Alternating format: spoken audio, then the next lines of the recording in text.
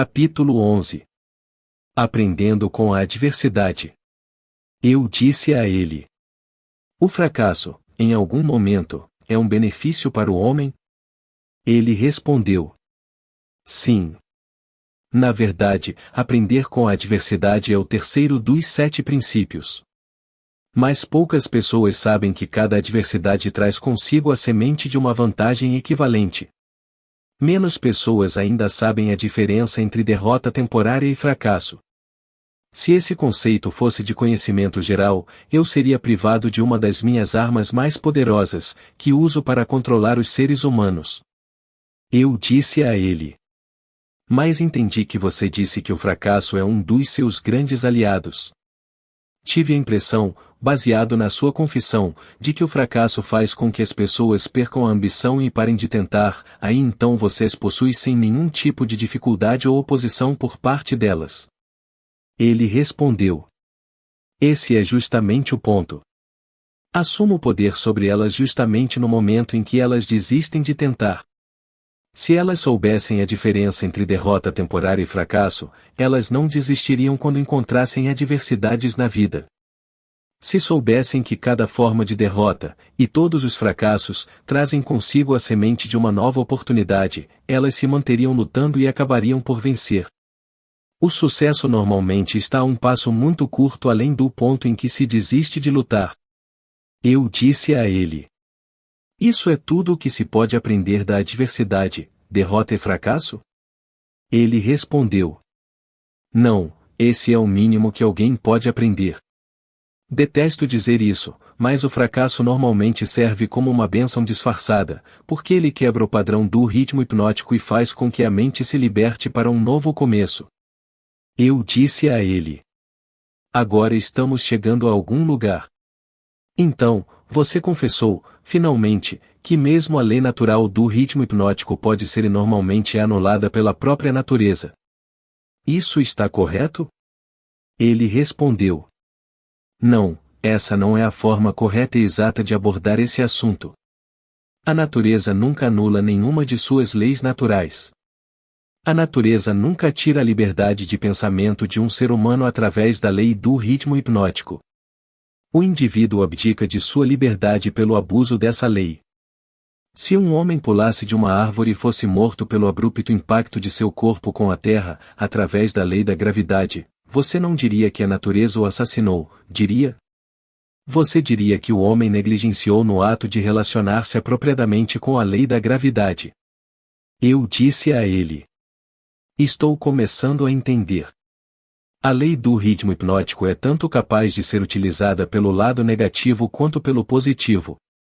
Ela pode levar uma pessoa para as profundezas, chegando à escravidão, através da perda do privilégio da liberdade de pensamento, ou ela pode ajudar uma pessoa a alcançar o topo de suas realizações, através do livre uso dos seus pensamentos, dependendo da forma como o indivíduo se relaciona com a lei.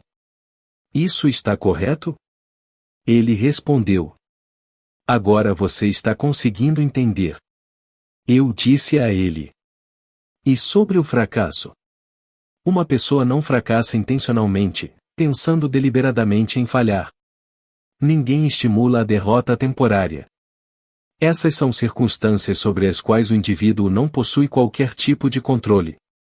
Como, então, pode-se dizer que a natureza não tira a liberdade de pensamento quando na verdade o fracasso destrói a ambição, a força de vontade e autoconfiança essencial para se fazer um novo começo? Ele respondeu: o fracasso é uma circunstância feita pelo homem.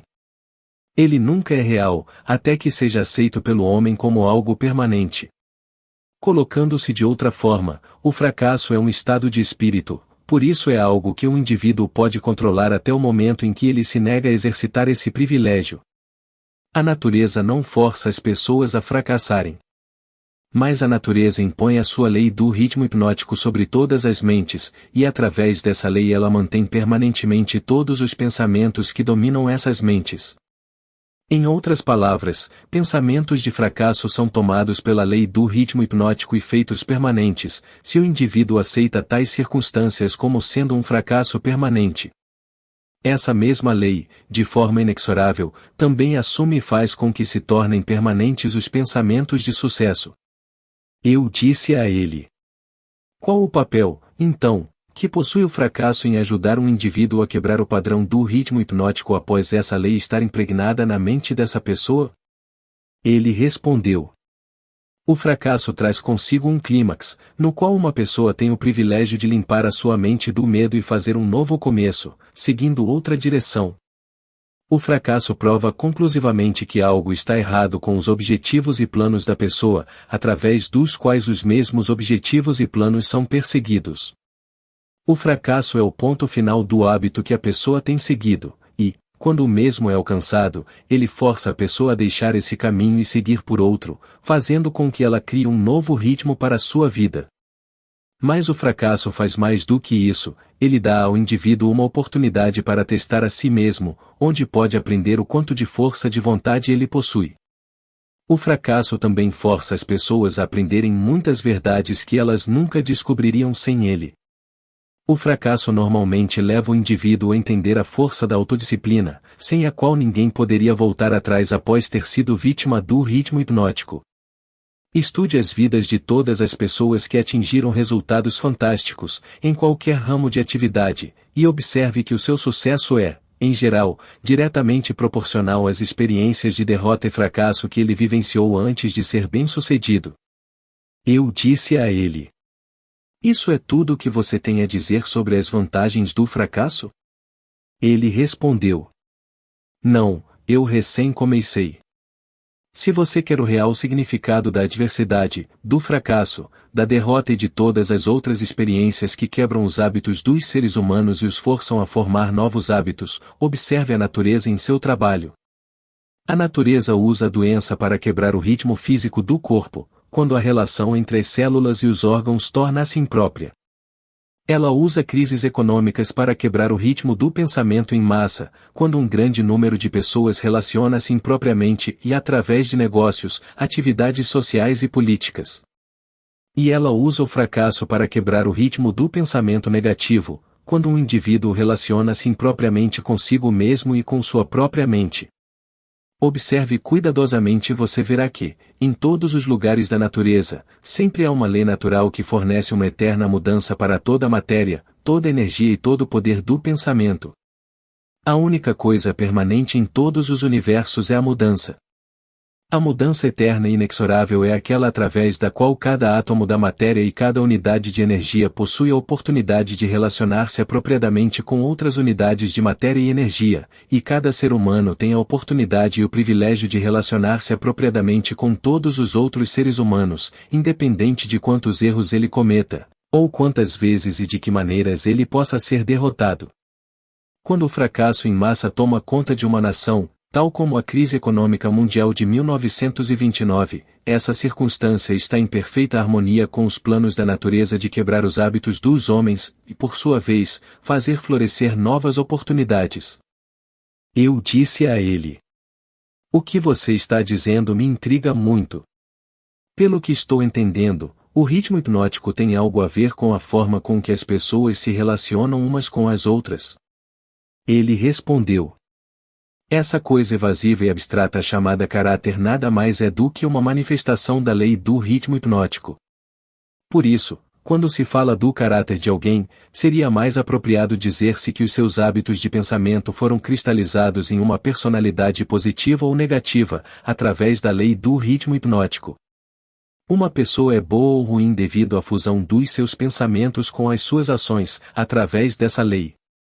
Uma pessoa é presa pela pobreza ou abençoada com a abundância devido às suas aspirações, planos e desejos, ou à falta deles, que por sua vez são feitos permanentes e reais pelo ritmo hipnótico.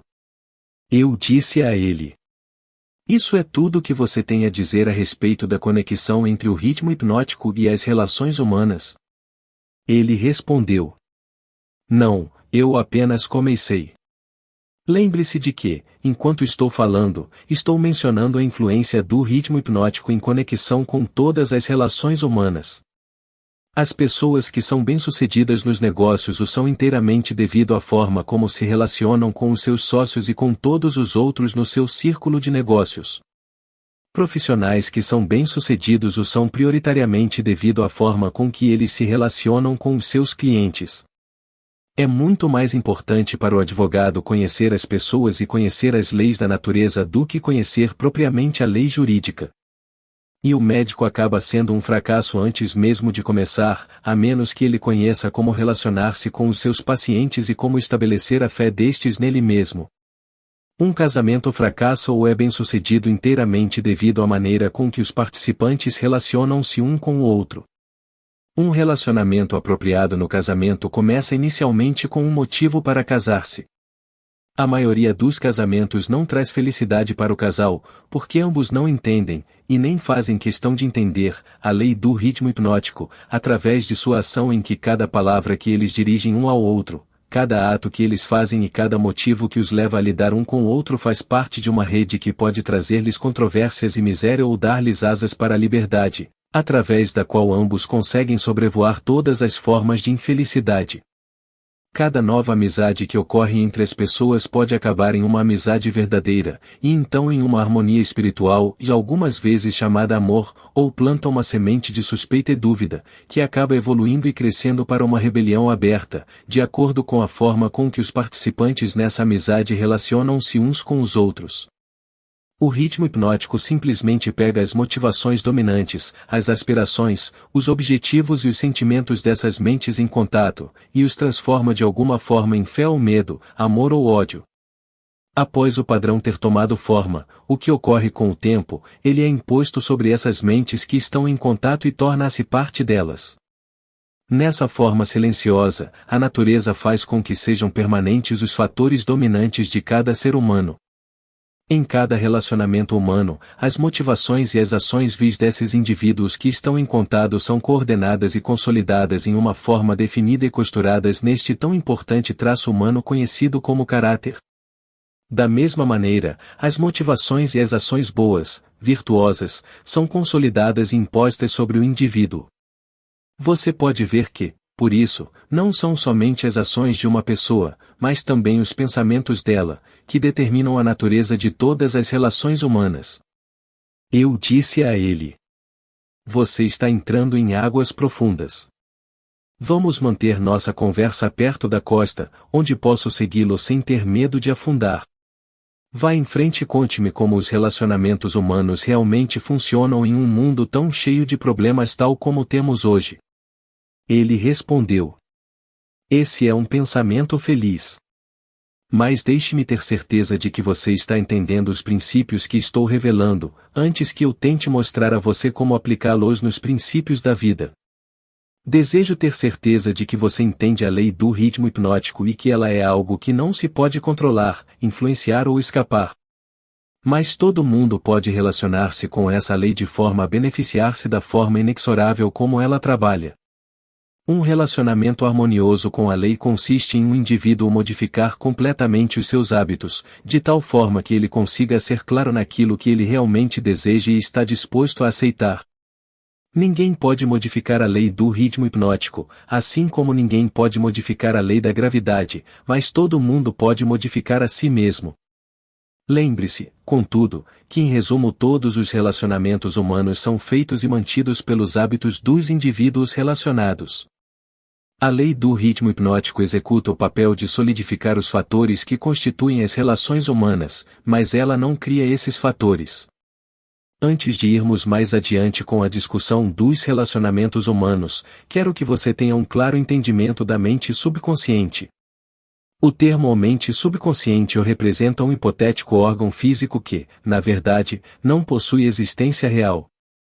A mente do homem consiste de energia universal e alguns chamam de inteligência infinita, que o indivíduo recebe, apropria-se dela e organiza em formas definidas de pensamento, através de um aparato físico completo conhecido como cérebro. Essas formas de pensamento são réplicas de vários estímulos que chegam ao cérebro através dos 5 sentidos, e do 6º sentido, que ainda não é bem conhecido. Quando qualquer forma de estímulo alcança o cérebro e toma a forma definida de um pensamento, ele é classificado e armazenado em um grupo de células cerebrais conhecido como grupo da memória. Todos os pensamentos de natureza similar são armazenados juntos, de tal forma que, quando se traz um pensamento, este mesmo leva facilmente ao contato de todos os outros pensamentos associados a ele. Esse sistema é muito similar à forma de armazenamento moderna de arquivos e também é operado de forma similar. As impressões de pensamento, as quais uma pessoa mescla com a maior quantidade de emoções ou sentimentos, são os fatores dominantes do cérebro, porque eles estão sempre próximos da superfície e no topo do sistema de armazenamento, vulgarmente falando, onde eles entram em ação voluntariamente, no momento em que o indivíduo se nega a exercitar a autodisciplina. Esses pensamentos cheios de emoção são tão poderosos que frequentemente fazem com que o indivíduo se coloque em ação e motive-se a fazer coisas que não seriam aprovadas pela faculdade da razão. Essas explosões emocionais normalmente destroem a harmonia em todos os relacionamentos humanos. O cérebro normalmente traz consigo combinações de sentimentos e emoções tão poderosas que acabam assumindo o controle e deixando a razão de lado. Em todas essas ocasiões, os relacionamentos humanos estão fadados a perder a harmonia. Através do funcionamento do sexto sentido, o cérebro de um ser humano pode contatar o arquivo de outros cérebros e inspecionar quaisquer impressões que estejam presentes nele. A condição pela qual uma pessoa consegue contatar e inspecionar o arquivo do cérebro de outra pessoa é geralmente conhecida como harmonia, mas você pode entender melhor o que isso quer dizer se eu disser que cérebros que estão sintonizados pelas mesmas vibrações de pensamento podem facilmente e rapidamente exercitar o privilégio de entrar e inspecionar os arquivos de pensamentos uns dos outros. Além de receber pensamentos organizados de arquivos de outros cérebros através do sexto sentido, uma pessoa pode, através desse mesmo órgão físico, contatar e receber informações da fonte central, conhecida como inteligência infinita.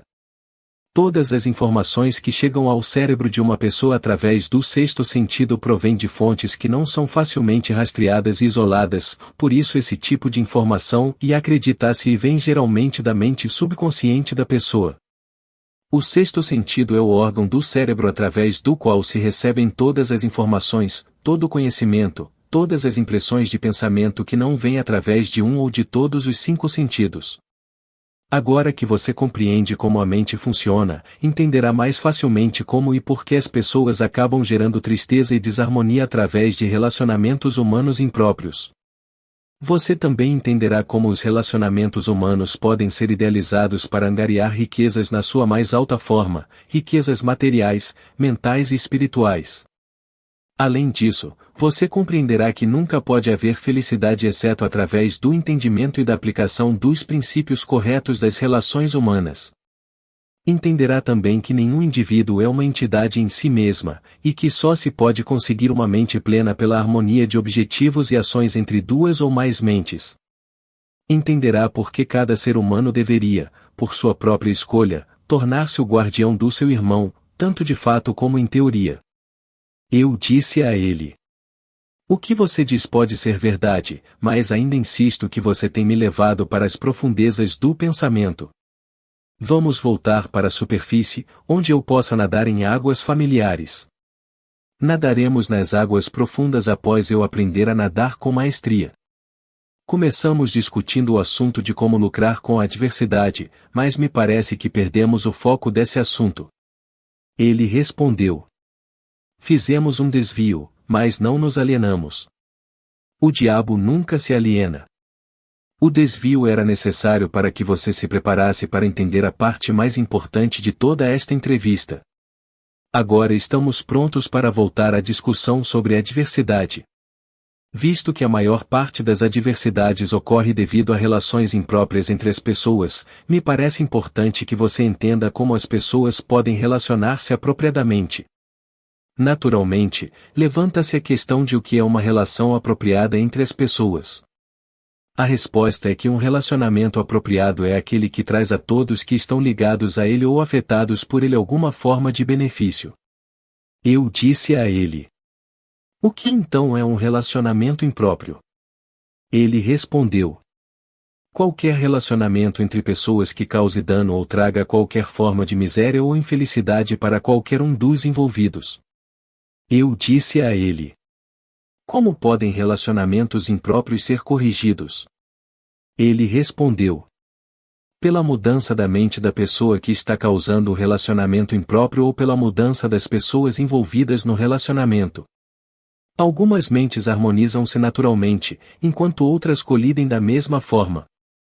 Relacionamentos humanos bem-sucedidos, e que são feitos para durar como tal, devem ser formados de mentes que naturalmente se harmonizem, além de terem interesses comuns como um meio de trazê-los para a harmonia.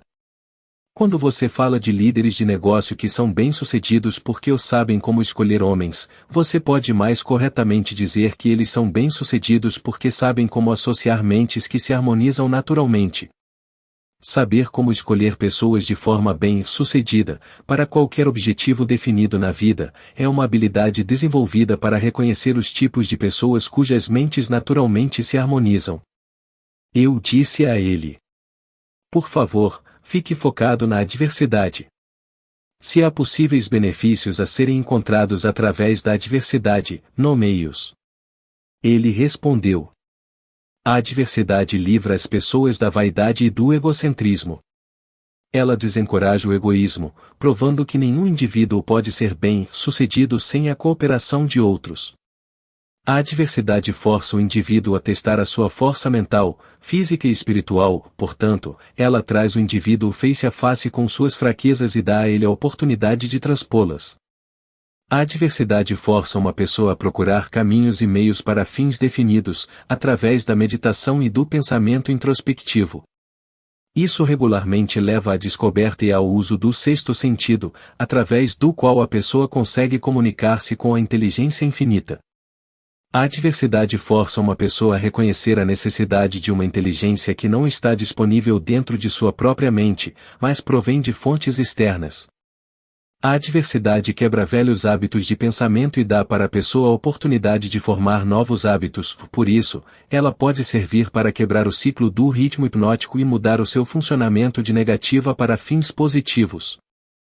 Eu disse a ele: qual o maior benefício que uma pessoa pode receber através da adversidade? Ele respondeu: o maior benefício da adversidade é que ela pode, e geralmente o faz, forçar uma pessoa a mudar os seus hábitos de pensamento, quebrando e redirecionando a força do ritmo hipnótico. Eu disse a ele: em outras palavras, o fracasso é sempre uma bênção quando ele força a pessoa a adquirir conhecimento ou para construir hábitos que levam à realização dos maiores objetivos da vida de uma pessoa. Isso está correto? Ele respondeu: sim, e algo mais. O fracasso é uma bênção quando ele força a pessoa a depender menos das forças materiais e mais das forças espirituais. Muitos seres humanos descobrem os seus outros eus, ou as forças que operam através do poder do pensamento, somente após alguma catástrofe que os priva do livre e total uso dos seus corpos físicos. Quando um homem não consegue mais usar as suas mãos e os seus pés, ele geralmente começará a usar o seu cérebro, ou assim, colocar-se no caminho de descobrir o poder de sua própria mente. Eu disse a ele: quais benefícios são obtidos a partir da perda de coisas materiais, de dinheiro, por exemplo? Ele respondeu: a perda de coisas materiais pode ensinar muitas lições necessárias, contudo nenhuma tão grande quanto a de não possuir controle sobre nada e de não ter certeza do uso permanente de qualquer coisa, exceto o poder do seu pensamento. Eu disse a ele: fico imaginando se esse não é o maior benefício disponível que se pode aprender através da adversidade. Ele respondeu: não. O maior de todos os benefícios potenciais de qualquer circunstância, que leve uma pessoa a fazer um novo começo, é que ele fornece uma oportunidade para quebrar o equilíbrio do ritmo hipnótico e acaba desenvolvendo um novo parâmetro, com novos hábitos de pensamento. Novos hábitos oferecem a única saída para as pessoas que fracassam. A maior parte das pessoas que escapam do funcionamento negativo para o positivo da lei do ritmo hipnótico faz somente devido a alguma forma de adversidade, que a força a mudar os seus hábitos de pensamento. Eu disse a ele: a adversidade não é um agente potencial para quebrar a autoconfiança e, consequentemente, levar uma pessoa a desistir de ter esperança? Ele respondeu: ela tem esse efeito para todas aquelas pessoas cuja força de vontade é fraca, devido a longos hábitos estabelecidos de alienação. Ela possui o efeito oposto em todos aqueles que não foram enfraquecidos pela alienação. O não alienado esbarra com o fracasso ou com a derrota temporária, mas a sua reação para todas as formas de adversidade é positiva. Ele luta em vez de desistir. E acaba ganhando. A vida não fornece imunidade contra a adversidade, mas a vida fornece a todo mundo o poder do pensamento positivo, que é suficiente para dominar todas as circunstâncias de adversidade e convertê-las em benefícios. O indivíduo possui a prerrogativa e o privilégio de usar ou negligenciar o seu direito de pensar apropriadamente para transpor todas as adversidades. Todo indivíduo é forçado tanto a usar o poder do seu pensamento para a obtenção de fins positivos e definidos como a negligenciar e usar esse poder para a obtenção de fins negativos. Não existe acordo nem recusa para o uso da mente. A lei do ritmo hipnótico força cada indivíduo a dar algum grau de uso, seja negativo ou positivo, para sua mente, mas não influencia o indivíduo sobre qual dos usos ele deverá fazer. Eu disse a ele: pelo que estou entendendo, e pelo que você diz, toda adversidade é uma bênção? Ele respondeu: não, eu não disse isso. Eu disse que existe a semente de uma vantagem equivalente em cada adversidade. Não disse que existe uma flor desabrochada de vantagem, apenas a semente. Geralmente, a semente consiste de alguma forma de conhecimento, alguma ideia ou plano, ou alguma oportunidade que não teria sido disponível, exceto através da mudança dos hábitos de pensamento que, por sua vez, acabaram sendo forçados pela adversidade. Eu disse a ele: esses são todos os benefícios disponíveis para os seres humanos advindos do fracasso? Ele respondeu: não. O fracasso é usado pela natureza como uma linguagem simples em que ela castiga as pessoas quando estas negam-se a se adaptar às suas leis. Por exemplo, a Guerra Mundial foi extremamente destrutiva e feita pelo homem. A natureza plantou nas circunstâncias da guerra a semente de uma reprimenda equivalente, na forma de uma crise econômica mundial. A crise foi inevitável e impossível de escapar. Ela procedeu à guerra tão naturalmente quanto a noite precede o dia e, pelo funcionamento da mesma lei, a lei do ritmo hipnótico. Eu disse a ele: pelo que estou entendendo, a lei do ritmo hipnótico é a mesma que Ralph Waldo Emerson chamava de lei da compensação? Ele respondeu: a lei do ritmo hipnótico é a lei da compensação. É a força com a qual a natureza equilibra as forças negativas e positivas através de todos os universos, em todas as formas de energia, em todas as formas de matéria e em todos os relacionamentos humanos. Eu disse a ele: a lei do ritmo hipnótico opera rapidamente em todas as instâncias? Por exemplo, essa lei imediatamente abençoa uma pessoa com os benefícios da aplicação positiva dos pensamentos ou amaldiçoa com o resultado de pensamentos negativos? Ele respondeu: definitivamente, a lei funciona, mas nem sempre é rapidamente. Tanto os benefícios quanto as penalidades incorridas através da lei podem ser colhidas por outros, tanto antes quanto após a sua morte. Pode-se observar que essa lei realmente funciona, porque ela força sobre uma geração de pessoas os efeitos tanto dos pecados quanto das virtudes das gerações precedentes. No funcionamento de todas as leis da natureza, a quarta dimensão, o tempo, é um fator inexorável. A quantidade de tempo consumida pela natureza na relação dos efeitos para suas causas depende em cada momento das circunstâncias presentes. A natureza faz crescer uma abóbora em 3 meses. Um carvalho leva 100 anos para chegar a um bom tamanho. Ela converte um ovo em uma galinha em 4 semanas, mas ele requer 9 meses para converter um óvulo de um ser humano em um indivíduo.